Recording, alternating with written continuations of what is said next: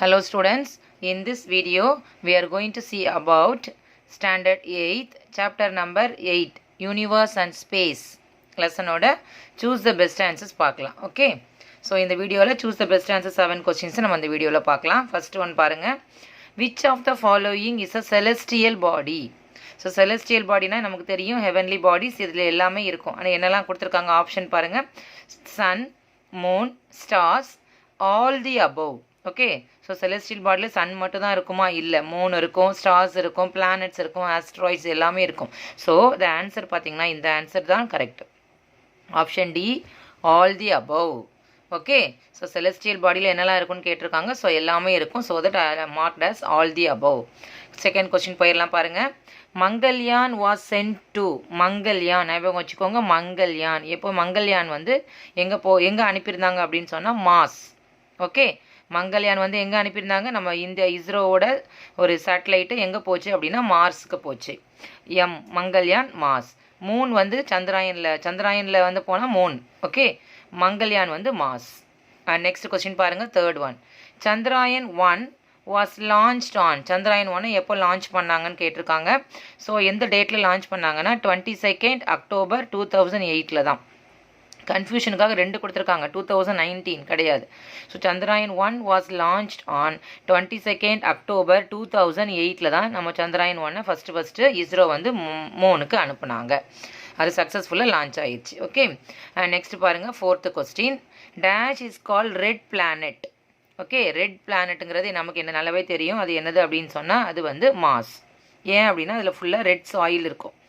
ஓகேவா, அதனால் அது மாஸ் தான் நம்ம ரெட் பிளானட்டுன்னு சொல்லுவாங்க. ஸோ மெர்க்குரி நமக்கு தெரியும் ஹாட்டஸ்ட் பிளானட். மெர்க்குரி, வீனஸ் எல்லாமே. எர்த்து வந்து நம்ம இருக்கிற பிளானட்டு. ஸோ ரெட் பிளானட் என்ன அப்படின்னா அது மாஸ்.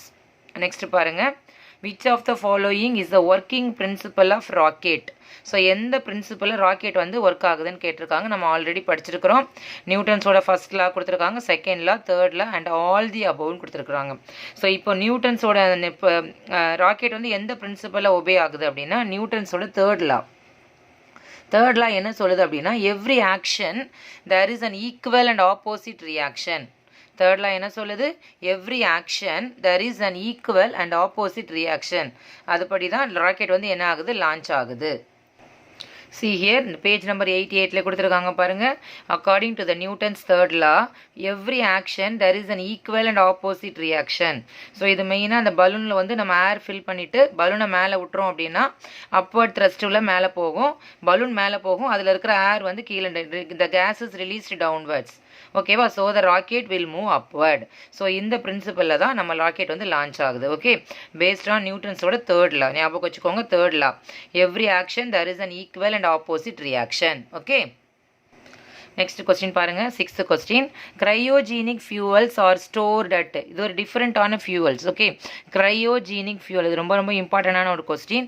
இந்த கிரையோஜீனிக் ஃபியூவல்ஸ் வந்து என்ன பண்ணியிருப்பாங்க அப்படின்னா தே ஆர் ஸ்டோர்ட் அட். இது எப்படி? இதுக்கு வந்து இவர் தனியாக செப்பரேட்டாக இக்னிஷன் இது கிடையாது. ஓகேவா, ரெண்டுமே மிக்ஸ் பண்ணியிருப்பாங்க. அதை என்ன பண்ணியிருப்பாங்க, எப்படி ஸ்டோர் பண்ணியிருப்பாங்கன்னா they stored at very low temperature. இந்த டெம்பரேச்சரில் இதை ஸ்டோர் பண்ணி வச்சிருந்தா தான் நம்மளுக்கு அந்த ஃபியூவல்ஸ் வந்து அட் டைமில் இக்னிஷன் ஆகி இந்த ராக்கெட் வந்து மூவ் ஆகும். ஓகேவா, so cryogenic fuels are stored at very low temperature. Low டெம்பரேச்சர்னு கொடுத்துருப்பாங்க, கன்ஃபியூஷன் ஆகிடக்கூடாது. வெரி லோ டெம்பரேச்சரில் தான் அதை ஸ்டோர் பண்ணி வச்சுருப்பாங்க. ஸோ நெக்ஸ்ட் ஒன் பாருங்கள், seventh question. Dash was the first manned mission of NASA to go to the moon. நல்லா கவனிச்சுக்கோங்க, நாசாவோட ஃபஸ்ட்டு மேன்டு மிஷன் என்னதுன்னு கேட்டிருக்காங்க. ஸோ டோட்டலாக அப்போலோ வந்து நமக்கு அப்போலோ வந்து நம்ம மூணுக்கு போகிற ஒரு நாசாவோட ஒரு மிஷன். ஓகே, டோட்டலாக 17 மிஷன்ஸ் இருந்தது. அதில் வந்து first manned mission, first man எடுத்துகிட்டு போன மேன், அதுக்கு ஒரு சேட்டலைட்டில் மேன் போன மிஷன் எது அப்படின்னு தான் கொஸ்டின் கேட்டிருக்காங்க. ஓகேவா, நம்ம கன்ஃபியூஷன் ஆகிடக்கூடாது. பாருங்கள், ஸோ இங்கே பாருங்கள், அப்போலோ 8 டோட்டலாக 17 மிஷன்ஸ் இருக்குது. அதில் அப்போலோ 8ம் அப்போலோ 11 தான் மோஸ்ட் ரிமார்க்கபிள். அதில் அப்போலோ 8 தான் was a first manned mission to go to the moon. Apollo 8 தான் first manned mission to go to the moon. அப்போ அப்போலோ 11 என்ன அப்படின்னா first man landed on the moon. Neil Armstrong land ஆனாங்கல்ல, அதுதான் first அது வந்து Apollo 11. So நமக்கு இருக்கிற கொஸ்டின் என்னது அப்படின்னு சொன்னால் ஃபஸ்ட்டு மேன்டு மிஷன் தான் கேட்டிருக்காங்க. ஸோ அப்போ ஆப்ஷன் பாருங்கள். So option Apollo 8. பியில் இருக்கிற அப்போலோ 8 தான் answer correct. First manned mission of NASA to go to the moon. Apollo 11ங்கிறது மேன் லேண்டட் மிஷன். ரெண்டு நம்ம என்ன பண்ணிடக்கூடாது, கன்ஃபியூஷன் ஆகிடக்கூடாது. Do you understand children? எல்லாருக்கும் இந்த கொஸ்டின்ஸ்லாம் புரியுதா?